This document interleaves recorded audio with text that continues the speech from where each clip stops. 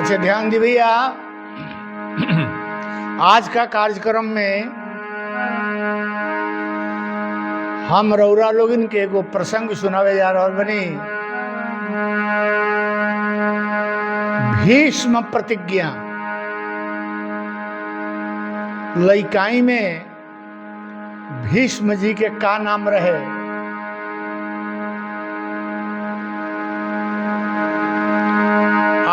ओह नाम का बाद इनकर नाम भीष्म काहे पड़ल, यह बतावे जा रहल बनी। बड़ी नीमन कथा बा, सुने तो कहे जहाँ केहू व्यास के गावल हो। भोजपुरिया पासबुक में रउरा लोगन के भेंटाई।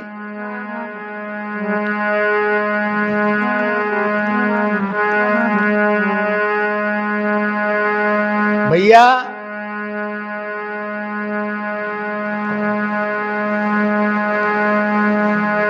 भगवान कृष्ण कहतनी ना हम बसामि वैकुंठे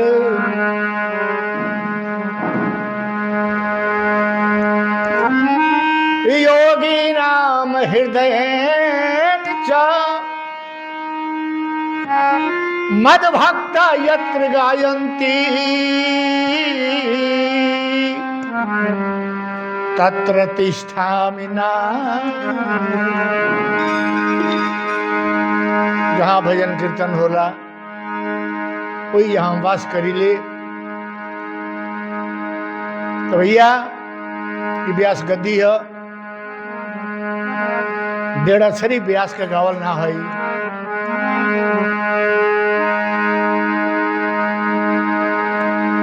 कहानी के नाम बा, ये प्रसंग के नाम बा भीष्म प्रतिज्ञा। कैसे भैया? शांतनु नाम के एगो राजा, शांतनु खूब प्रेम से सुने, हमार प्रार्थना बा इसे बहुत लोग व्यास बन जाई। शांतनु नाम के राजा, उनकर दूगो विवाह, दोनों प्रेम विवाह। पहला गंगा, दूसरा सत्यवती। गंगा से भीष्म जी अइले, एक औरत से ही काम यही जब समाप्त हो गए।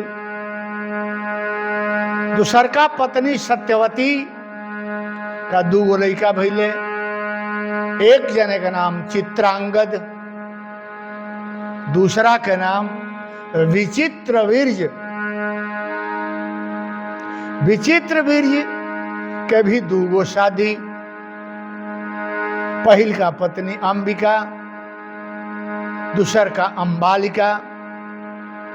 अंबिका पत्नी से भइले धृतराष्ट्र अनहरु, और उनका से भइले कौरव 100 भाई। अंबालिका से पांडु, अब पांडु से भइले 5 भाई पांडव। ई रवा के हम इतिहास बता देनी। अभी केंगा गंगा आ केंगा सत्यवती तनी जानी। अब हम कथा प्रारंभ कर रहल बनी। भैया एक दिन शांतनु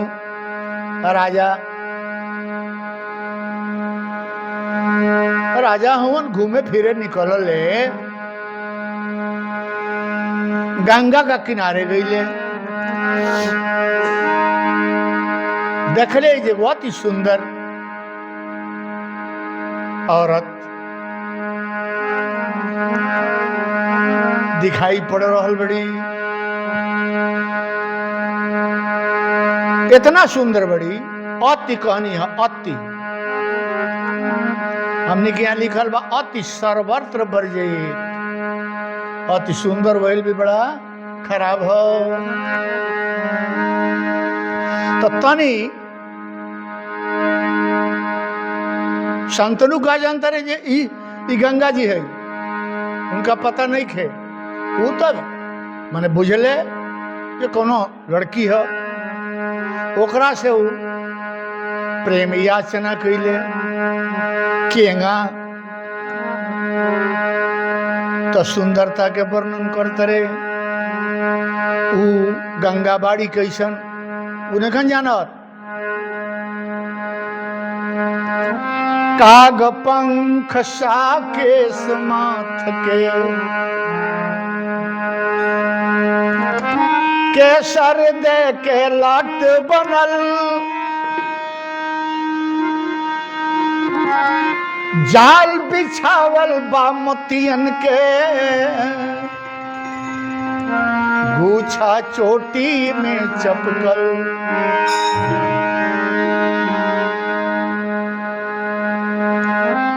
तरह तरह के फूल मड़िन के, अरे गुच्छा में जाके चपकल। नागन भी बेहोश भइल, जब चोटी कमर तक लटकल। ए भैया कैसन बाड़ी गंगा, आँखिया के कोर कटारी देखी, अरे अब मिर्गा भी छितरा गईले। सबसे सुंदर आंख मिर्गा के होला, कवि के भाव देखे। आँखिया के कोर कटारी देखी, अब मिर्गा भी छितरा गईले। अब भौहन के कजरारी देखी के, काजर भी आज लजा गईले।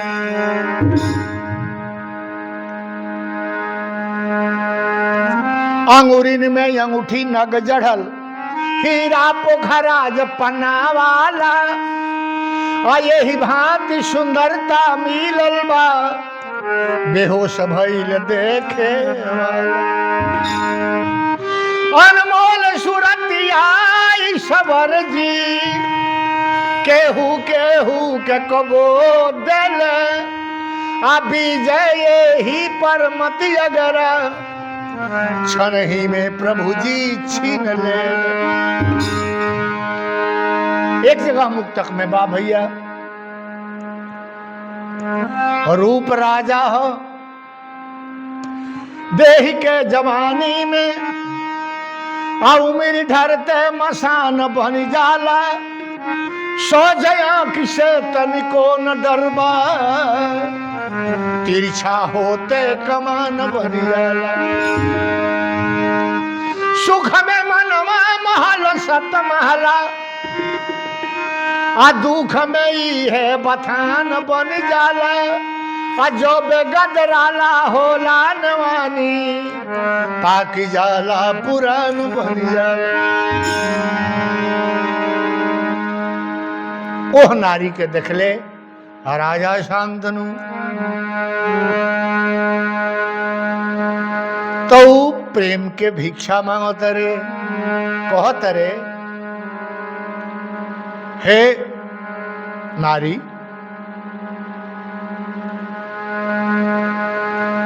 झूठ झूठ हवे, साच साच हवे। एगो धुआं हवे, एगो आंच हवे। जवन अपने से डगौरी के आ जाला उ पाकल हो, आ जौना के तूरे के पड़ेला उ कांच हो।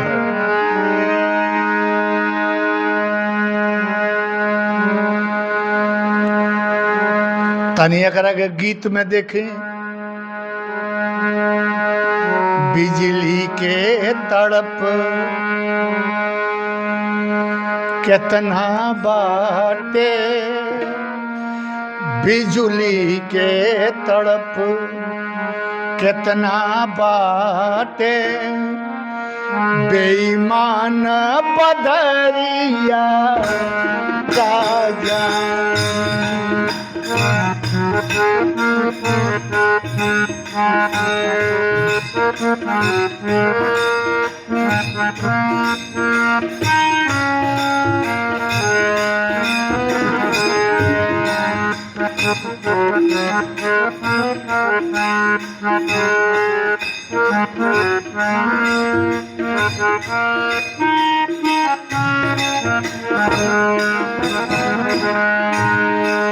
मानवा के कसक मन रे समुझी, मानवा के कसक मन वे समुझी, अनजान नजरिया का जाने।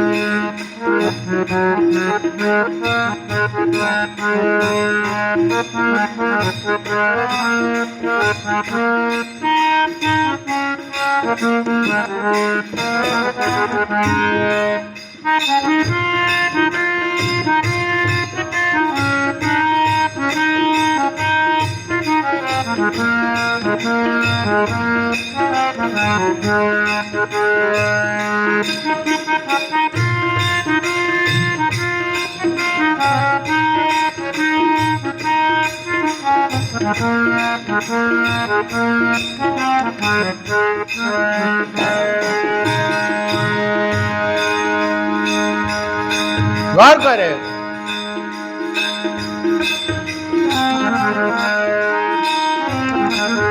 बेचे वाला बेस है वाला, कुछ भाव अभाव समझ ले। बेचे वाला बेस है वाला, कुछ भाव अभाव समझ ले। गठरी गठरी के मोल अलग, गठरी गठरी के मोल अलग, सुन शान बजरिया का जाने।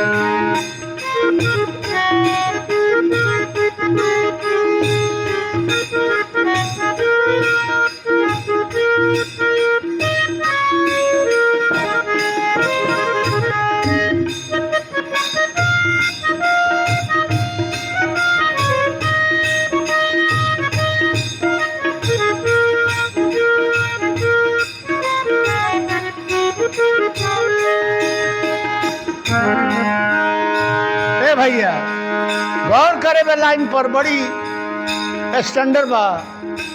दर्पण बैरागी ना बदले, कुछ रूप श्रृंगार बदल जाए।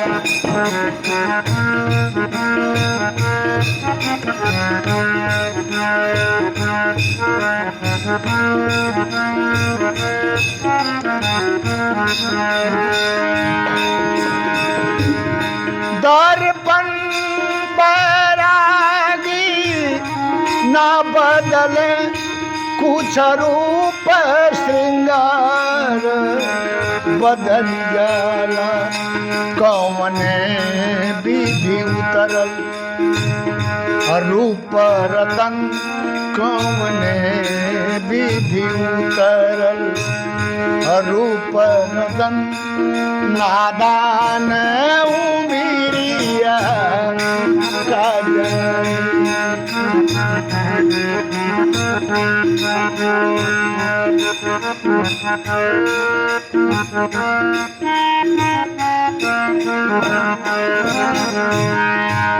अंत में देखिए गीत में, जब भोर किरण ऊपर हार बने, धरती के तयांगन बिहसेला।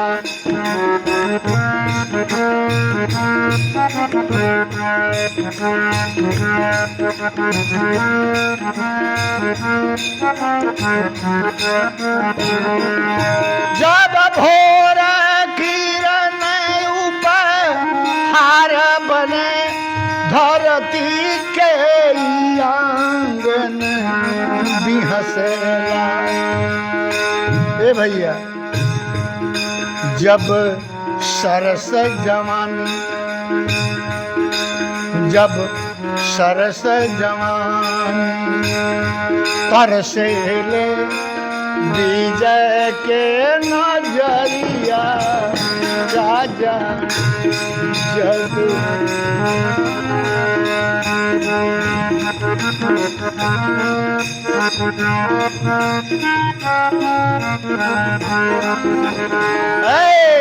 बिजली में तड़प के ना बाटे बेईमान पजरिया काजा।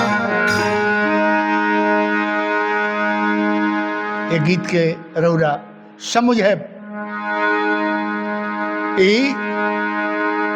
श्रृंगार रस के गीत बहुत गहराई में लिखल बा। के ध्यान दे भैया, ओह नारी के राजा अपन रानी बनावे के चाहत रहे शांतनु। रानी तैयार हो गई बने औरत रानी बने के, लेकिन एगो बात कहली, अरे राजा जी हम तैयार बानी, लेकिन एगो बात हमार जान ली, एगो शर्त बा। राजा कहले आपन हित मीत सबके उजानेला, आपन तीत मीत सबके उजानेला,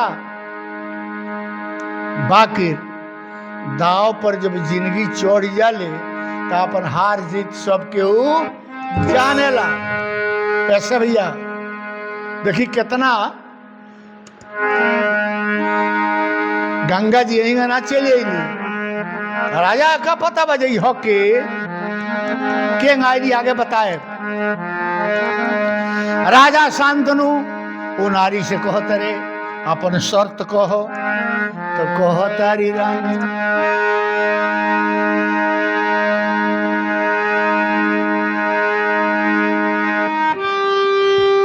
देख के सूरतिया तोहार, देख के सूरतिया तोहार, अरे फटतार छतिया, सुन राजा जी हो सुन, अरे राजा जी हो,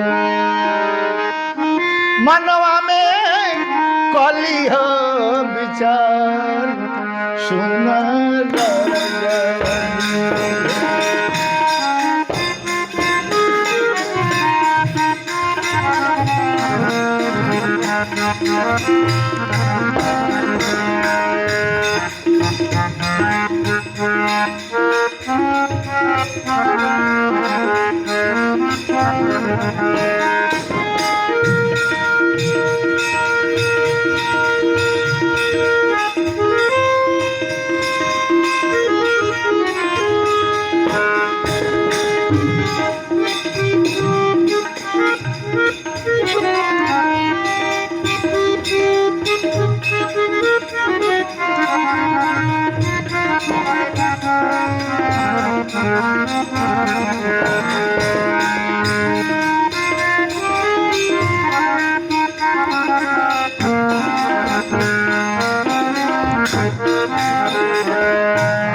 मनवा में कली हो विचार, सुन राजा बहुत तारी गंगा जी। जब हम और जब हम चलन, जब हम चलबी तोहरा महल यटरिया, सुन राजा जी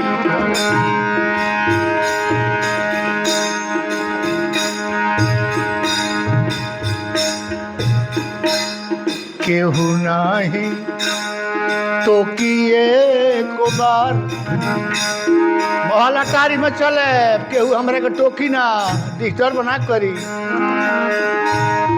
केहू नहीं टोकी एको बार सुन राजा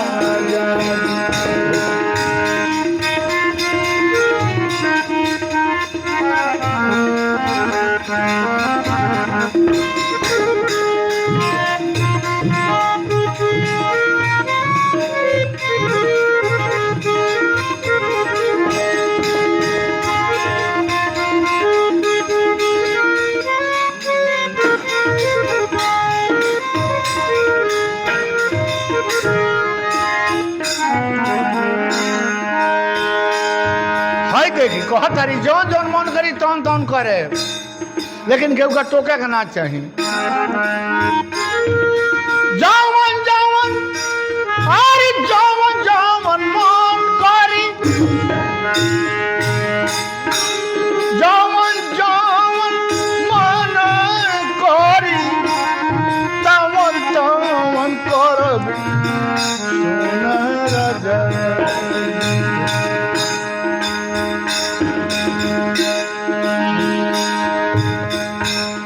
चाहे करबी गलती हजार चाहे करबी गलती हजार सुन राजा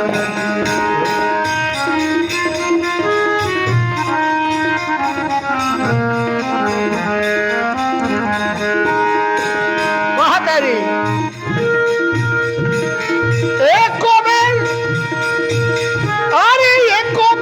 टोकी एको बेर टोकी लौटी हम चली आए सुन राजा सुन राजा है बाटे शरत हमार सुन राजा है बाटे शरत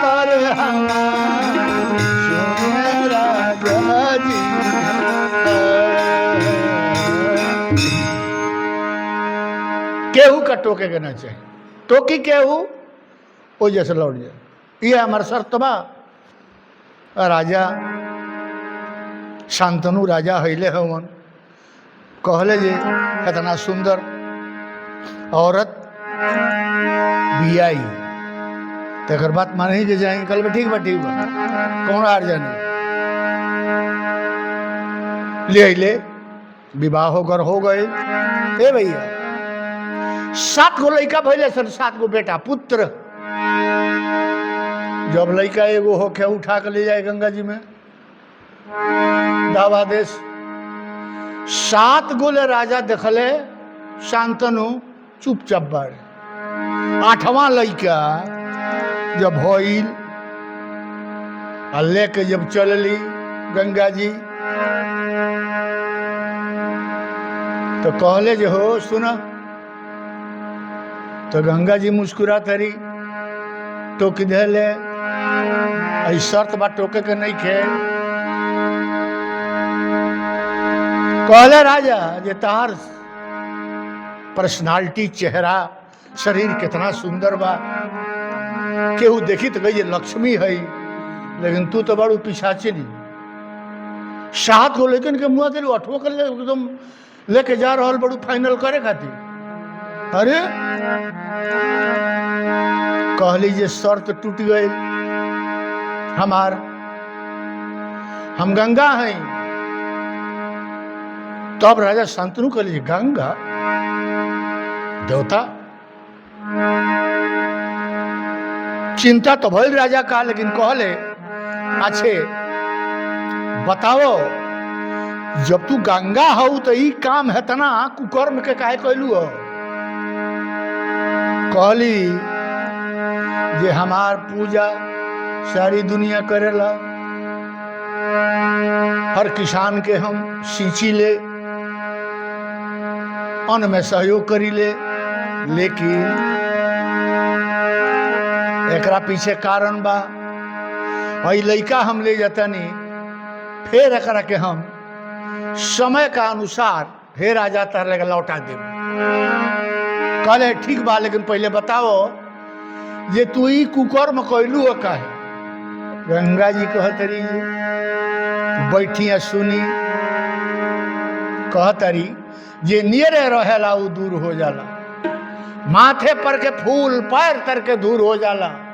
के ना चाहेला ये दुनिया में जिए के, बाकी केहू केहू मरहू के मजबूर हो जाला।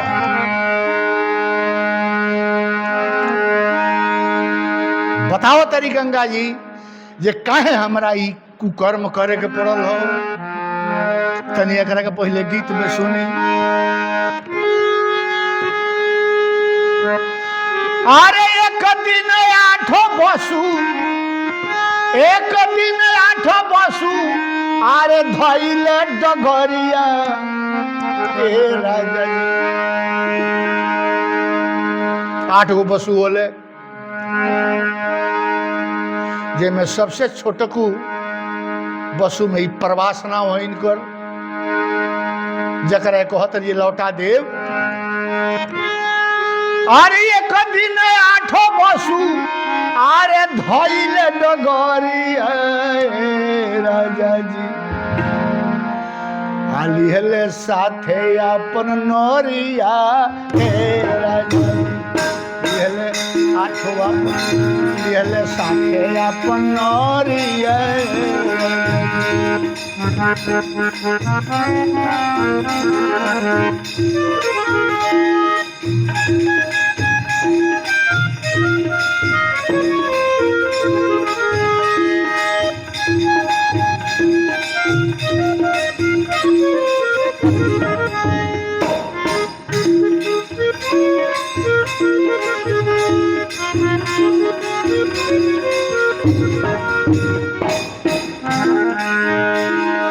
8 बसु चलत रे,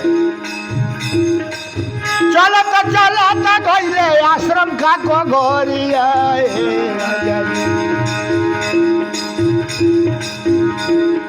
स्वर्ग लोक से घूमे आई रहे लोग, चलत चलत गइले आश्रम का कोगोरिया।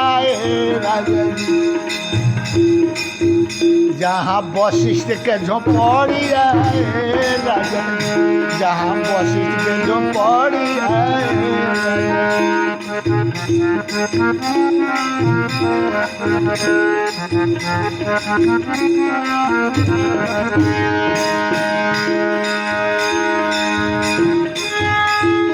मुनि जी के गाय एगो नंदिनी बेचारिया। मुनि जी के गाय एगो नंदिनी बेचारिया। पड़ल पड़ल पड़ल रानी के नजरिया। पड़ल रानी के नजरिया। हंस के कहेली परवास के मेहरिया। हंस के कहेली परवास के मेहरिया। राजा भैलस गाय के बेमारिया। भैलस गाय के बेमारिया। भैलस गाय के बेमारिया। गाय हमरा चाही तो निकर दी नजरिया। गाय हमरा चाही तो निकर दी नजरिया। हमरा उठे लहरिया। हमरा उठे लहरिया।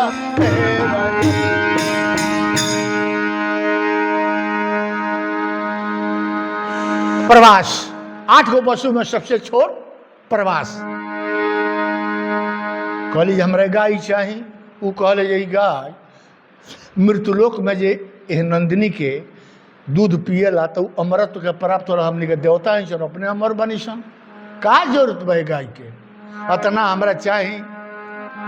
देख लो जे वशिष्ठ मुनि जी नहीं खन, गाय खोल लिहलो, चल दिहलो। जब कहीं से वशिष्ठ मुनि जी अले, गाय देखता रहे तो लौकते नहीं के। व्याकुल हो गईले,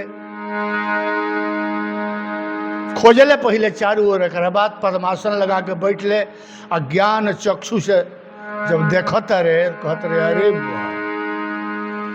ये तो बसु लोग आए भ्रमण करे घूमे, आई चोरा के गाय लेके हमार चल गए। तो हाथ में जल रहे कमंडल से आ मंत्र पढ़ के ऊपर फेंक दिले। 8 बसु लोग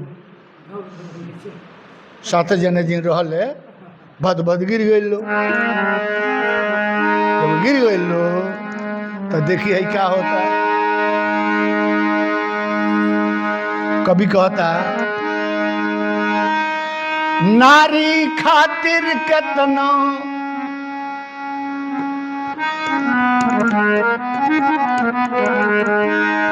नारी खातिर निमनो लोगवा चोर हो जाला।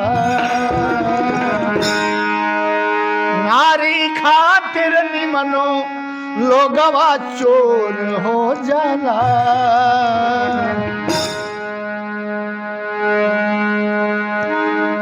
आवेला जवानी बुद्धि थोर हो जाला। हाय राम आवेला जवानी बुद्धि थोर हो जाला।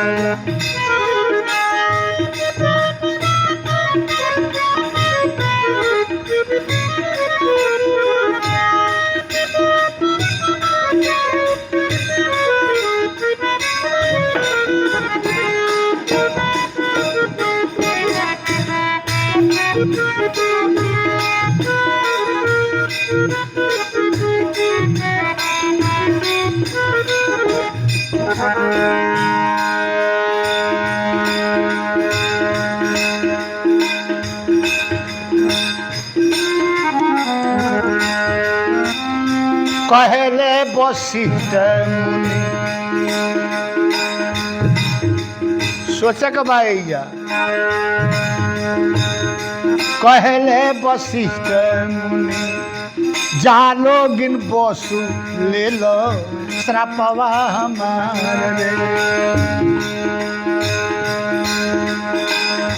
मन में न सोचल ना ही बुझल कैल तनिक न विचार।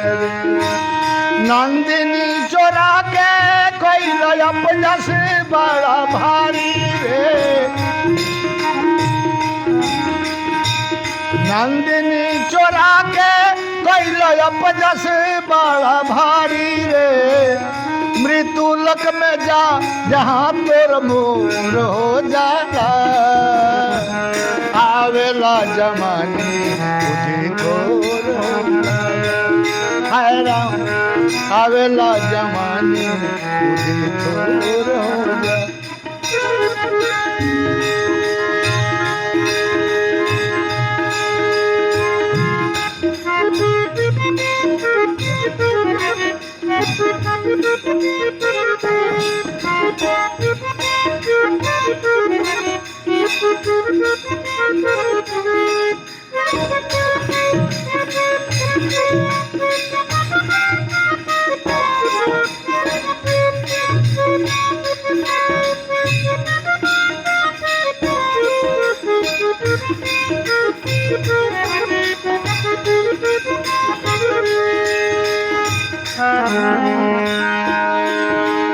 हाय देखी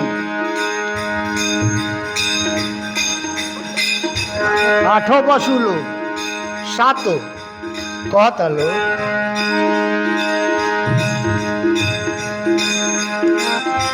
पाई के शराप बसु हाथ जोड़ी बोले मुनि कर दी भलाई हो। पाई के शराप बसु हाथ जोड़ी बोले मुनि कर दी भलाई। मृत्यु लोक न भेजी लगया पर नाही राखी रौरा जल्दी मुआन। गलती से मुनि आजू हम के उबारी है। गलती से मुनि आजू हम के उबारी है, गलती पर नजरी में लोर हो जाला। आवेला जवानी लोर हो जाला, हाय राम आवेला जवानी लोर हो। गलती पर आँखिया में लोर हो जाला, आवेला जवानी थोर हो जाला। हाय राम आवेला जवानी थोर हो जाला।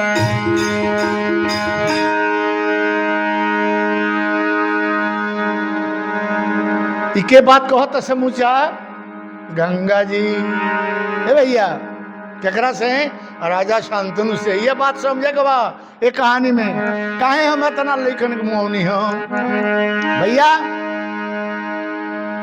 मुनि के पास लोग गिड़गिड़ाए लागल। मुनि जी कहले जे वृथा न जाहि देव ऋषि बाणी। परवासे के पत्नी कहली है तो ई काम कैले बड़े तो इनका तो ढेर दिन रहे के पड़ी है। बाकी 7 जने जिन बाड़े उनका खातिर उपाय एके गो बा, जन्म तो मृत्यु लोक में भोगबे करी जहाँ तोड़ मोड़ होला। बाकी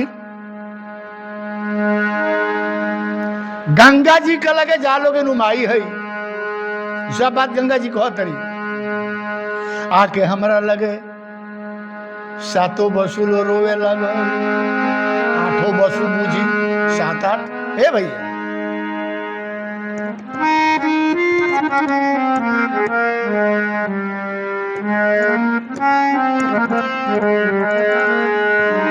हे राजा शांतनु सब बसुल आके हमरा लगे कहता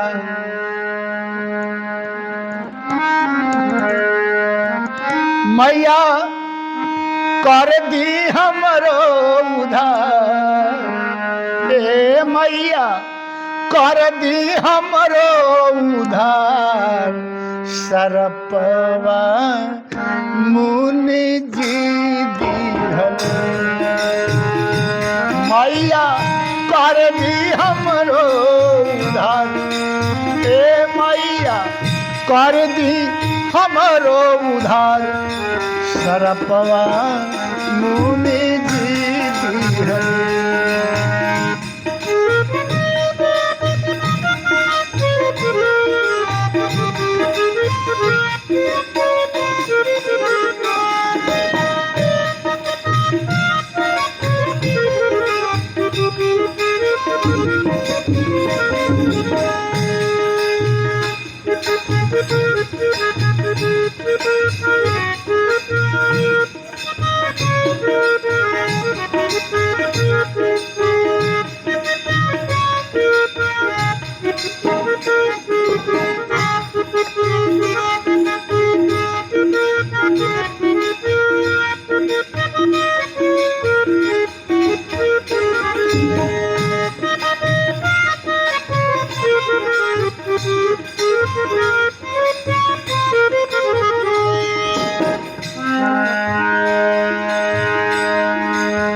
कहले प्रवास हम कह दिहनी चोरी, कहले प्रवास हम कर दिहनी चोरी। परी गईनी फेर में, परी गईनी फेर में सिखा दिहली गोरी। परी गईनी फेर में सिखा दिहली गोरी, सिखा दिहली गोरी। छोड़ बिना गोड़वा तोहार, सरपवा मुनि जी दिहल।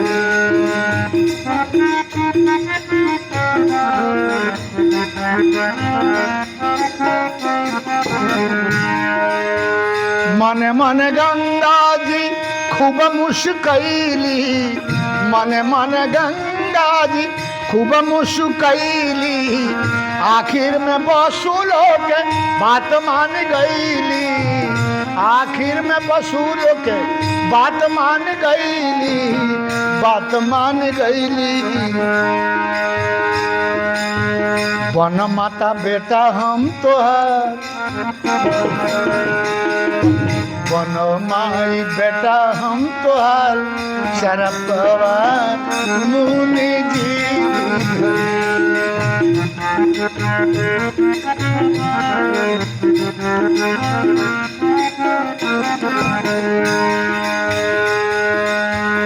एकरे के कहल जाला धनी हवे माई, एकरे के कहल जाला धनी हवे माई। निमन बाबुर होखे बाकी माई न चिन्हाई, निमन बाबुर होखे बाकी माई न चिन्हाई, माई न चिन्हाई।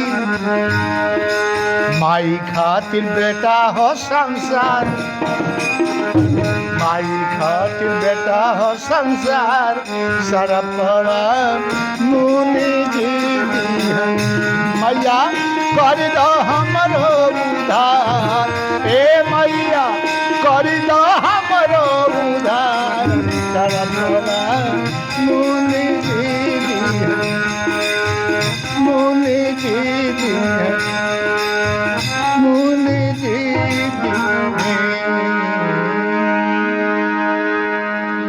भैया एक पार्ट प्रसंग के एक पार्ट रुआ सुननी